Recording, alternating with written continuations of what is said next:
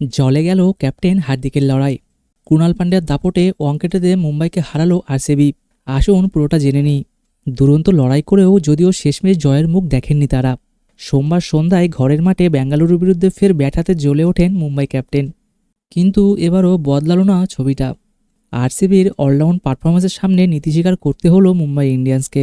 বলা যায় শেষ লগ্নে ভাই কুণালের দাপটে বোলিংয়ের জেরেই জয় হাতছাড়া হলো হার্দিক পান্ডিয়াদের। আর 10 বছর পর ওয়ানডেতে জিতে লিগ টেবিলে তৃতীয় স্থানটি ধরে রাখল আরসিবি। এদিন টস জিতেই অধিনায়ক হার্দিকের মুখে ছিল চওড়া হাসি। কারণ দলে কামব্যাক করেছেন দুই স্তম্ভ, জাসপ্রীত বুমরা ও রোহিত শর্মা।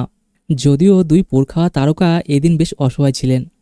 বোল্ট ও পান্ডিয়া দুটি করে উইকেট তুলে নিলেও বুমরার ঝুলি শূন্যই থেকে যায়।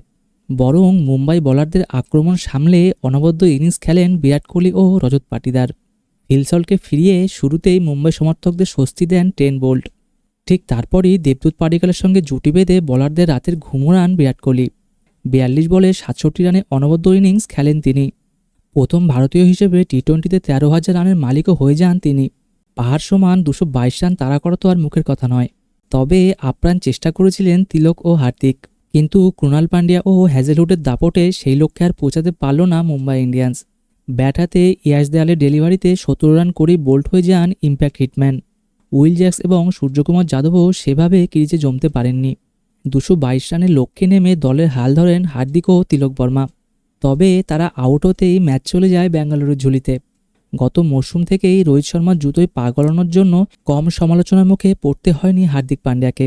এবার নিজেকে প্রমাণ করলেও অধিনায়ক হিসেবে দলকে জেতাতে ব্যর্থ তিনি। 5 ম্যাচের 4টিতে হেরে মুম্বাই ইন্ডিয়ান্সের চাপ যে বাড়ল তা বলাই বাহুল্য। ভিডিওটি কেমন লাগলো অবশ্যই কমেন্টে জানাবেন এবং লাইক ও সাবস্ক্রাইব করতে ভুলবেন না। অতি অবশ্যই টেলিগ্রামে জয়েন করে নেবেন। চলুন দেখা হচ্ছে আরেকটি নতুন ভিডিওতে।